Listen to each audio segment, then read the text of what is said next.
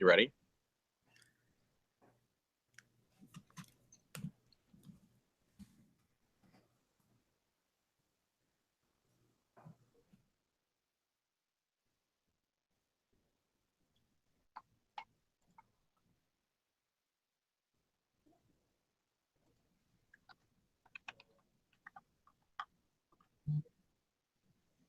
Breaking news on the Weather Junkies podcast on this Thursday evening.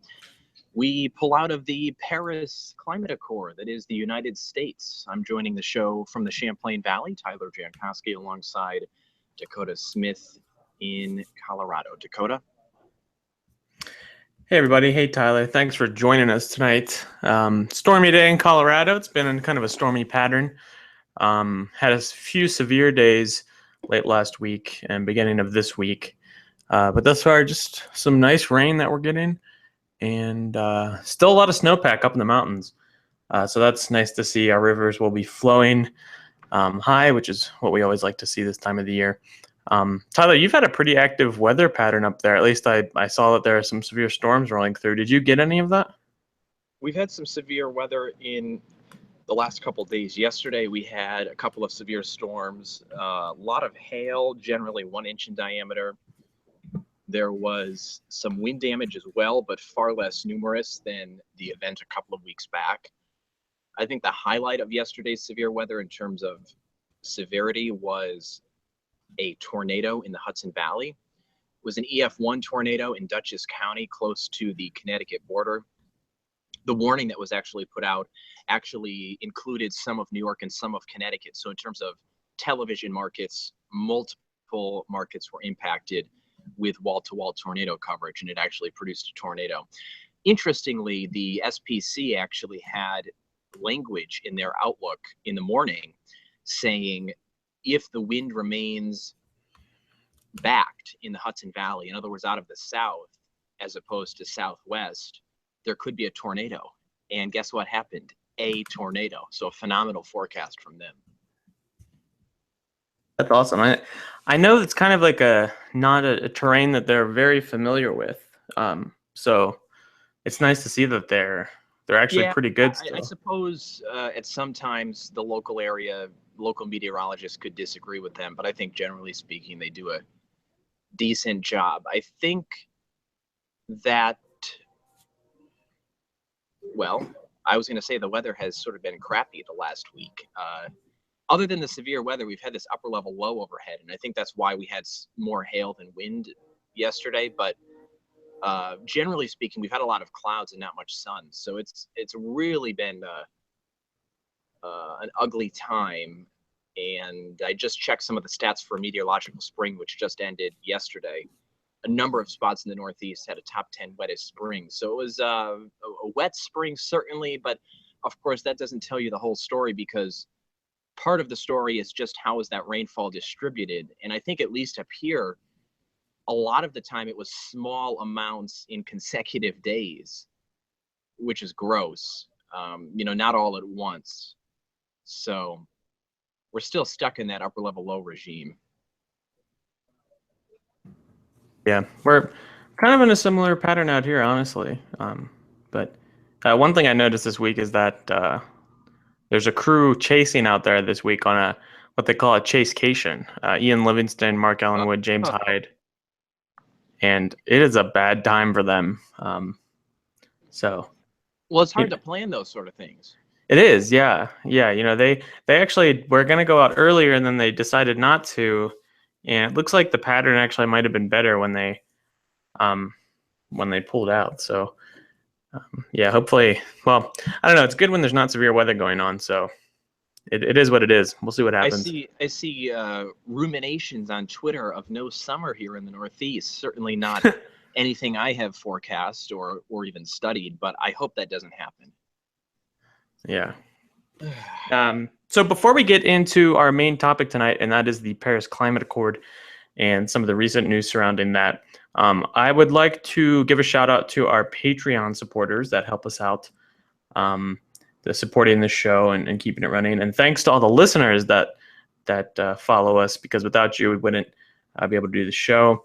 And special shout out to Nikki Montgomery, friend of mine who contributed to the show to keep it running. So thank you for doing that. Last week we had some technical issues that we had some issues with Tyler. Well, so there was that part, but then we actually had some tech issues communicating with our guest, Greta Schum. But we do have an interview with her. I just haven't gotten to editing it yet. So that might be the show next week. So we might bring that to you next week, because last week we had a show Monday that was kind of a fill-in for the week before. So it's kind of like a weird schedule right now. But we will have a show next Thursday. It might be Greta. It might be a different show. We might save Greta for later. I will not fall asleep next time. Yeah, that schedule gets you sometimes. Well, I'm going back and forth, and yeah, and sometimes when severe weather's mixed in, I just sort of lay on the couch, and then all of a sudden I wake up at 9:30, and there's a text from Dakota, and I don't even know what to say. But yeah, that was funny. We're still doing the podcast together, so it all worked out. Yeah, yeah, exactly. So yeah, meat of the show here is the Paris Climate Accord. I'm going to start out with I'll start out with a brief intro of what the Paris Climate Accord actually is. So it's an agreement between 196 nations that was signed back in December 2015. We had a show on it back then. We just started in November, and so right after that we had a show on it. A few things that are in the agreement is to limit global temperature increase from pre-industrial to 2 degrees, 2 degrees Celsius, which is 3.6 degrees Fahrenheit. And that's globally. That's over ocean, over land. We can measure that. NASA and other other governments' satellites can track that. We also have stations on the ground that can track that. There's also in there, 2 degrees is the limit that we want to reach, but we also want to pursue trying to keep that temperature increase to 1.5 degrees Celsius. So it's language that's put in there to make it a higher goal to reach, kind of a tougher goal to reach. And 1.5 degrees Celsius is about 2.7 degrees Fahrenheit. So after that, another part of the agreement is for developed countries to give $100 billion to help developing countries to switch from fossil fuels to renewable energies or greener sources of energy.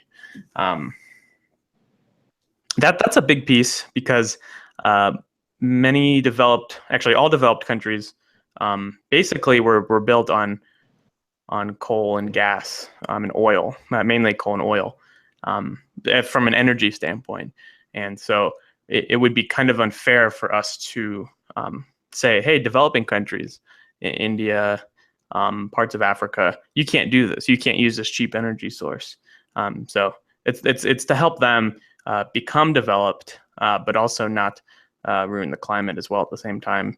And then the agreement, the curbing of CO2 emissions, greenhouse gases, is to start in 2020, but you can make voluntary steps before then, which a lot of countries are already doing.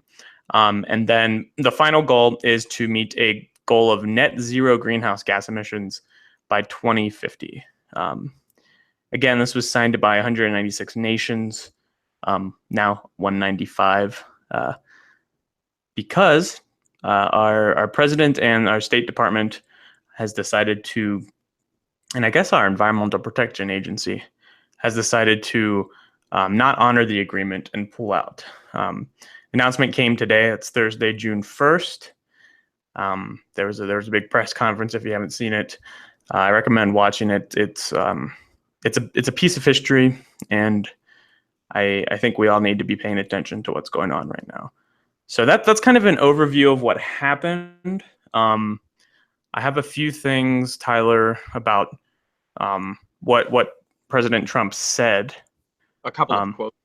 Yeah, but do you have that tweet up? Let's look at that tweet real quick, because we're not going to have a Twitter section, but that tweet that the Weather Channel put out was kind of interesting.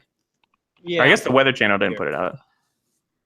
Well, it's a tweet from a number of people screen capturing the homepage of the Weather Channel, and I don't know if it's still the homepage, but basically their homepage at the time of the announcement was a sizable lead picture of Trump with the story, sort of a run-of-the-mill type thing. Well, more suited for a news website, but the real basis for all of the tweets was that even all of the sub stories down below were about the climate. So you have 1, 2, 3, 4, 5, 6, 7, 8. So you had the main story, which if people did not want to click on, they sort of scrolled down a little bit and were still seeing stories that were all associated and tied into the news today. So it was and actually the headlines sort of make a bit of a sentence. It goes, the first one is watch Trump make the announcement. Secondly, so what happens to Earth now? Thirdly, still don't care, proof you should. And then, and more proof, and even more proof, or the imminent collapse of a key ice shelf, or Antarctica turning green, or California's coast disappearing into the sea. So they basically use their entire real estate on the homepage to tell a story about today. So that made the rounds on Twitter. Yeah, it was interesting. It was premeditated. They really planned this out. They were ready with all these articles and kind of having one long sentence on their site. And it did exactly what they wanted it to do. It made a buzz. I'm sure the traffic to weather.com was out the roof.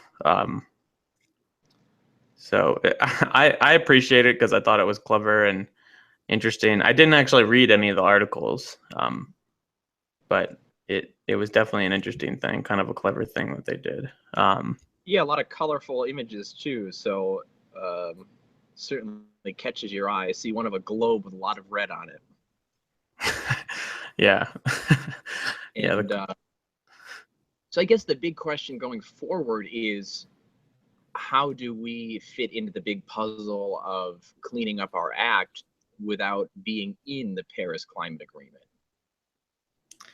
Yeah, so that's a great question, Tyler. And I think the answer to that, from a national United States perspective, is it's going to rely on our cities and our city government, really. And so right after President Trump announced that we'd be pulling out of the deal, a number of mayors came out and said they're still going to honor the Paris Agreement. Most notably, the mayor of New York City, Bill de Blasio, said that. Mayor of Pittsburgh, mayor of Nashville, Megan Barry, mayor of Denver, Michael Hancock. The city that I live in, Fort Collins, I guess I live just right out, but I work in Fort Collins. They've had the goal of zero emissions by net zero emissions by 2050. And they didn't say anything, but presumably that's still the goal. So I think that's kind of the way that we're going to have to attack it, which isn't actually all that bad of a way to do it, because most of the people, most of the population live in cities in the U.S. So yeah, that's one way to do it. Another way is surprisingly, I think companies are gonna have to help out, and it sounds like they want to. One, because it economically makes sense to switch over to solar and electric at this point. Not completely. Not in some cases it makes sense. In some cases it still is cheaper to use natural gas. Coal's a little bit iffier, but it is going to be profitable in the near future here to switch over completely and use solar. When you say makes financial sense, I think there would be some people out there that would argue we shouldn't be paying countries to clean up their act. What would you say to them? Well, so we're not paying. We're the $100 billion. Presumably, you're talking about the $100 billion. Probably. Yeah. So the United States, China, um, the UK, Germany, Russia. Those places were developed. I guess Russia's not a part of it, right? I actually don't know, but Well, I think isn't everyone except the two? oh yeah, I Or guess one? that's true. Syria and or Well, I Nicaragua. actually see an interesting tweet here from Bill Weir, CNN. It says Nicaragua didn't sign because Paris wasn't ambitious enough, and Syria couldn't sign because Assad is sanctioned for killing his own people. That's what Bill Weir tweeted from CNN. Wow. Yeah. So and then the United States now. So Russia is part of it, by the way. That was my fault. Um, yeah. So that's kind of crazy. But Tyler, to get back to your point here about why should we be paying for other countries to clean up their act? It's a great question, and the reason is we unite all those countries I just listed, developed countries, um, built our economy, our infrastructure using energy that released all these greenhouse gases, and it's unfair for us to look at developing countries and say, hey, you guys can't develop with coal and natural gas, the things that are cheap for you right now. So what we're going to do is we're going to help you use solar, wind, hydro to develop. So you can I mean, the main goal in for a city or a country is to become developed. That's kind of the end game. Like the United States is, like China, most of China is, some of China is, like the UK is. So that's why we've put our burden on the climate, and it wouldn't make sense for us to say, hey, you can't put this burden on the climate, which would also mean they can't develop. So even the most passionate climate people are okay with that? Oh my gosh, yes. Yeah, absolutely. Just think about this. If we were to say that you have to agree to the Paris Treaty, um, but you also have to stay poor. We want to. I think that the goal of the treaty was to get everyone developed, but at the same time protect our climate, our atmosphere, and ocean. Um, and that's what the $100 billion does. And honestly, 100 billion is probably not enough when it comes down to it. But that's what everyone agreed on. So that's why it's there. And it really it makes sense from a. I'm not going to say it makes sense from an economical standpoint, because you're basically, it's charity, right? And we give charity Yeah. all the time to countries. So it's just a different type of charity that is more politicized right now. That is why I think some Well, it's people very don't. political. Yeah. The only reason this is such big news, at least here, I think, is because you have two sides going at each other. Yeah, and it's unfortunate how it started. The inconvenient truth was kind of the thing that sparked a lot of the politicized part of it. But another part of it is there's a lot of money.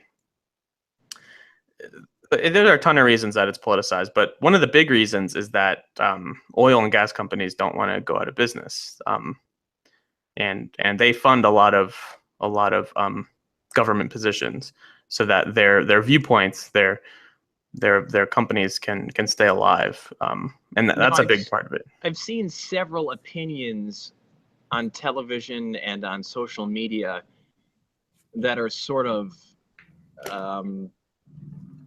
disastrous. Some people saying that renewable energy jobs are going to vanish or the growth is going to shrink. How do people come to that conclusion? There's no law that was signed that says you can't develop renewable energy. There's no, certainly you could say that the leadership of the country is no longer in this major accord, but there's nothing that says you can't continue to develop renewable sources. Yeah, I have no idea where that comes from, and I don't think it's true.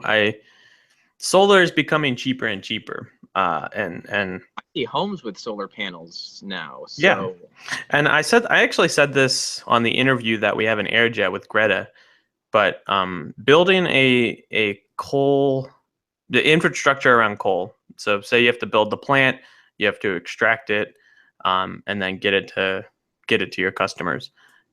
That is more expensive now than doing the same thing for solar energy. So it's slowly it's becoming cheaper to use solar energy and build that infrastructure. So things are going to go the way the economy says they're going to go. I don't think, government subsidies definitely help in situations. Obviously, a lot of things are subsidized, and we couldn't have the things that we have without government subsidies. But I still think solar will persevere, and those jobs will still be important. Optimizing solar energy and solar capturing and transport, solar storage, because that's a big thing. You need somewhere to put that energy if you're not using it 24/7. For the pure betterment of the air quality and the water clarity and everything that has improved so much, leaps and bounds over the 1970s and 1980s, based on what you're saying in terms of the financial component of it, if things are indeed trending in the way of a little bit cheaper than oil, then I would think that would continue. Coal, excuse me. Some sort of fossil fuel. Yeah. Even if it's only one, that is a positive. So if some of these renewable sources are trending cheaper than coal, I would think that process just accelerates on its own, regardless of a law or an agreement. Yeah, it can. I'm not an expert on the policy and the economics of it. So I don't want to say too much, because we should honestly have someone on who's an economy policy person.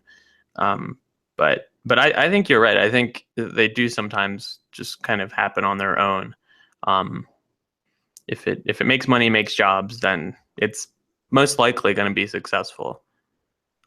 That's kind of what happened to natural gas. That's really taken off across many parts of the country. So and some public transit systems are 100% natural gas. Can you name one? Oh my gosh, I can't remember the name of it. No. Catabus in Center County, Pennsylvania. They've been all natural gas for many years. I take the, oh my gosh, I can't even remember my They're probably not Excelsiors. They're really nice, Tyler. The buses that are in Fort Collins are really nice. I tell you what. I'll take your word on it. I'll take your word. Yeah, you gotta. It's Transport. It's called Transport because it's in the city of Fort Collins. Yeah, they are very nice, and they go. Oh my gosh, they go everywhere. I take it into work sometimes if I get up early enough. So Tyler, do you have any other comments here before I kind of I want to say a few things just about I think my main thought today is let's continue to push forward with making things cleaner and better, and not always get so caught up in all the negative. Yeah. Okay. Yeah. I can agree with that. Absolutely. There is a lot of negative, and it's hard to sometimes see past that. From when I watched most of the press conference today. It was President Trump, Vice President Pence, and Rex Tillerson, the head of the Environmental Protection Agency. And then, I think that was it. Oh gosh, it's not Rex Tillerson. It's Scott Pruitt is the head of the Environmental Protection Agency. Sorry about that. I felt a lot of, I was very embarrassed. I'm just going to be honest. As an American citizen, I was embarrassed that the person that represents me to the world was saying some of the things that he said. I wasn't as much angry. I wasn't angry. I was just it was kind of a solemn moment and an embarrassing moment. Because there are a lot of things that he said that were honestly just factually wrong. And it was also embarrassing to see that we're not kind of the leader in this area anymore. It's now relying on countries in the United Kingdom, China for one, which is something that, gosh, I don't know, 10 years ago, it'd be crazy to even think of that China is a leader in renewable energy. So I just, from a personal level, I just wanted to say something like that. Maybe it's a little I needed to vent somewhere, but that's just how I feel. And I would love to hear from anyone who's listening about how they felt. Honestly, I'd love to have a conversation with you on Twitter, via email. Emails, theweatherjunkies@gmail.com. Twitter handle, the WX Junkies. Be great to start a conversation around this. And maybe we'll have an episode or two this summer, kind of digging into some of the nitty gritty of this. We don't want to go overboard and make it all climate, because we're the weather junkies after all. But yeah, maybe we'll have and the other thing is, I mean, there are things you can have opinions on. I mean, everyone can have an opinion on whatever, but I think when it comes to this issue, still to this day in 2017, you have too many people venturing into the science on television, for example, who are not scientists, and they say things that are wrong. I mean, there's no doubt that, I mean, this is a much bigger conversation than this, but you can't say that things aren't warming in 2017. Yeah. So there's still, even today I saw on TV, there was still some bad science being spewed. So sort of turns off those in the know from listening to your entire argument if you screw up those basic facts. Yeah, I'm with you there. So yeah, maybe we'll have an expert on. I like to talk a little bit about the economics and policy of it, because it's interesting to me, but I certainly make a mistake here and there talking about it, and so we should really just have someone on that can really speak to that, who has been in that field. It's kind of like, I chastise people sometimes for talking about weather and climate if they don't really know what they're talking about. So yeah, we should definitely have someone on economics and policy wise. But that's going to do it for tonight. A quick episode, just about 30 minutes. Just wanted to have a conversation with Tyler, and hopefully the people listening about this topic, because it's something I'm really passionate about, something that I know Tyler cares about. So For yeah, more information, visit Dakota's Twitter account. Yes. Yes, please. So thanks for listening. You can follow us at the WX Junkies on Twitter. We're also on Facebook. Give us a like there. You can listen to this podcast on iTunes, Stitcher, and pretty much any podcast platform. And if you're listening, please give us a like, rating, or review. Helps us get noticed by iTunes. And it's also just nice to hear from you. So do that if you can.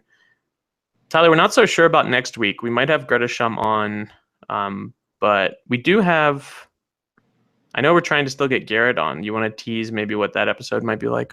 Yeah, so things have been in flux in the last couple of weeks, but we'll definitely have those two people on at some point here in the coming weeks. When Garrett comes on, we're going to talk about weather forensics and in that part of the meteorology business. A lot of it has to do with court cases, people suing each other, and then looking at the weather data and seeing what actually happened. And that's a large part of what some meteorologists do. He's also a television meteorologist, so perhaps we'll talk a little bit about that. And we do a lot of volunteering together at Little League, so we have experience with event forecasting and keeping large crowds safe. So it'll be a full course meal when we have Garrett. I love that. So as soon as we have some of these things locked down, we'll announce on Twitter and Facebook what is going on. But on behalf of Dakota and myself, thank you for listening, and we'll be right back in this spot next week.